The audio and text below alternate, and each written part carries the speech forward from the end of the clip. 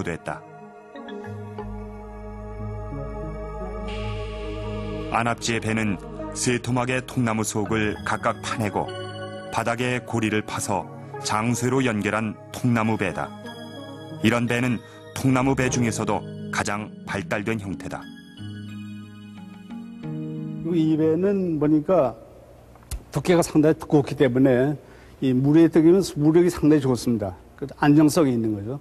배가 그렇게 높이 올라가 있지 않은 거 봐서는 물론 이제 연못 또는 호수에 쓸 수 있는 그런 배고 선유를 할 수 있는 배입니다. 선유라고 하는 것은 사람이 타고서 배놀이를 할 수 있다 그런 얘기죠. 그러면 이 뒤에서 노젓는 사람이 두 사람만 있으면 배는 충분히 갈 수 있으니까 먼 거리 이동하는 게 아니니까 그 연못 안에서 이제 유유히 돌아다니니까. 근데 이걸 가지고 작업을 할 수는 없어요, 사실은. 없다기보다는 그 용도가 너무 좋죠. 작업할 수 있는 건 이것보다 조금 낮은 배들을 쓸 수 있습니다.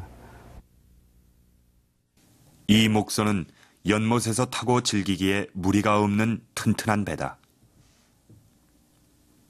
지금 남아있는 배의 상태가 어느 정도 원형에 가까운지 알아보기로 했다. 38, 80. 지금은 떨어져 나가고 없지만 배의 앞머리에 버선코처럼 올라간 귀삼의 흔적이 있다. 귀삼이란 거센 물결에도 밀고 나갈 수 있도록 뱃머리에 달리는 장치로 평평한 모양의 배를 입체적으로 올리는 장식의 효과도 있었다. 안압지의 목선은 세 쪽의 통나무를 이어서 붙였는데 바닥은 장쇠로 단단히 연결했다. 그리고 뱃머리엔 이렇게 버선코 모양으로 귀삼이 달려 있었다.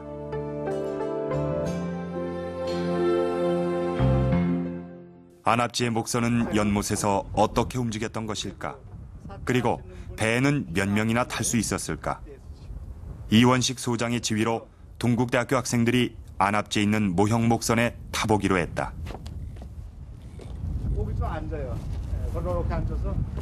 노나 삿대를 젓는 사람이 앞뒤로 한 명씩 서고 두 줄로 앉을 경우에는 10명까지 앉을 수 있다.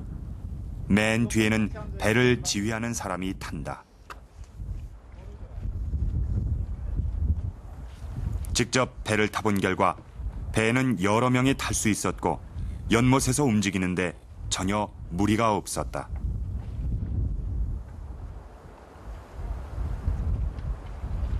배는 연못의 흐름을 따라 천천히 흘러가기도 하고 노를 저어서 원하는 방향으로 틀기도 한다.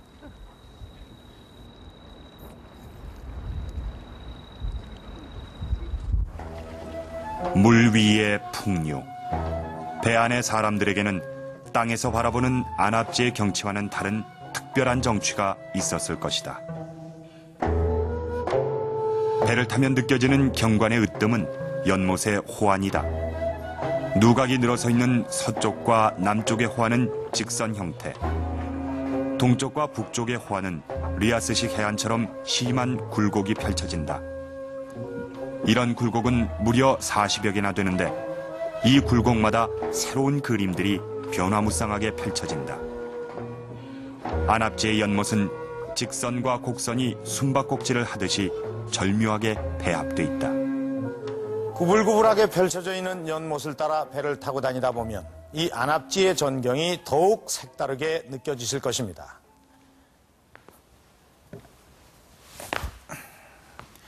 이 안압지는 일반적인 다른 연못과는 달리 아주 독특하게 꾸며져 있습니다. 지금 제 뒤로 보이는 이 나무숲이 울창한 이곳에는 보이진 않지만 낮은 봉우리들이 연속적으로 펼쳐져 있습니다. 이 12개나 되는 봉우리들은 중국의 양왕이 선녀들과 논이뤘다는 무산 12봉을 상징한다고 합니다. 또 이 연못에는 크기가 다른 각각 3개의 섬이 있습니다.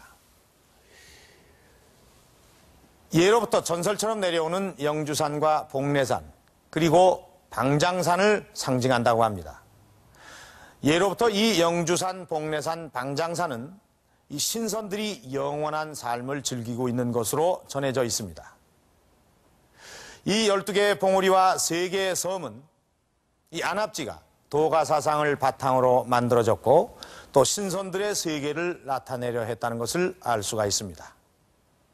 한 폭의 동양화와 같은 안압지. 그러나 이 안압지는 단순한 관상용으로만 아름답게 꾸며놓은 것은 아닙니다. 이 안압지의 조경에는 또 다른 비밀이 숨어져 있습니다. 동서 200m, 남북 180m 공간에 들어선 4,700평의 거대한 연못. 안압지를 발굴할 당시 연못의 물을 빼자 연못을 둘러싼 수많은 돌들이 드러났다. 연못의 호안은 거대한 인공 석축으로 이루어져 있는데 그 길이가 1285m나 됐다. 이 연못을 조성하는데 얼마나 많은 일손을 필요로 했는지 쉽게 짐작할 수 있다. 석축뿐만 아니라 연못 곳곳에 세심한 배려와 정성을 기울인 흔적을 발견할 수 있다. 대표적인 것이 안압지 동남쪽에 있는 입수구다. 연못 밖에서 물을 끌어들이는 입수구는 5단계로 이루어져 있다. 이것은 시각적인 효과와 함께 물의 정화작용을 계산한 장치다. 여기 지금 수입구의 이 수조는 물을 담았다가 물을 여기에 용머리 형태의 그 거북머리가 여기에 끼어가지고 물을 토해서 여기에 당겼다가 또 무너미로 넘어가게 되어 있습니다.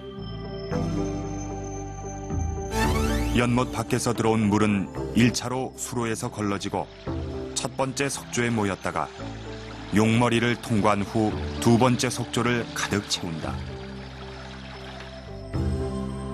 석조를 통과한 물은 작은 연못에 잠시 머물면서 또 한 번의 정화를 거쳐 좁은 계류를 따라 2개의 폭포로 떨어지게 돼 있다. 지금 저쪽에 개울로 타고 들어온 물이 1m 높이로 이렇게 폭포로 떨어져 가지고 그래가지고 요 폭포에서 또 평면으로 물이 흘러가지고 넘쳐서 여기에 와가지고 또 1m 정도로 폭포로 떨어져서 들어가게 만들었습니다.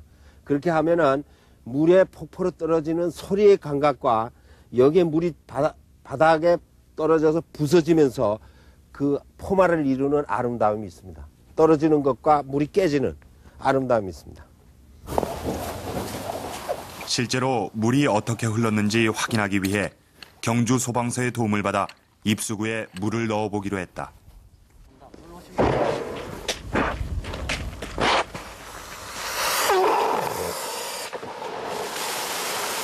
입수구에 쏟아부은 물은 10,000리터.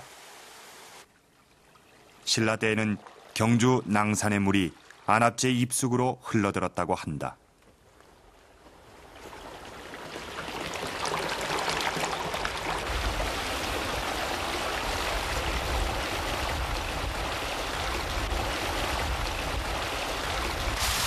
수로를 통해서 흘러든 물은 2개의 석조와 작은 못을 지나 인공 폭포로 떨어져 내렸다.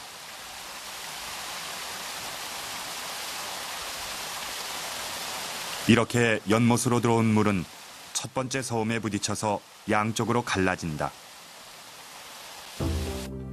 연못에 3개의 섬을 배치한 것은 물기를 고르게 분산시키기 위한 장치다. 섬 양쪽으로 갈라진 물은 호안과 섬을 둘러싼 석축에 부딪혀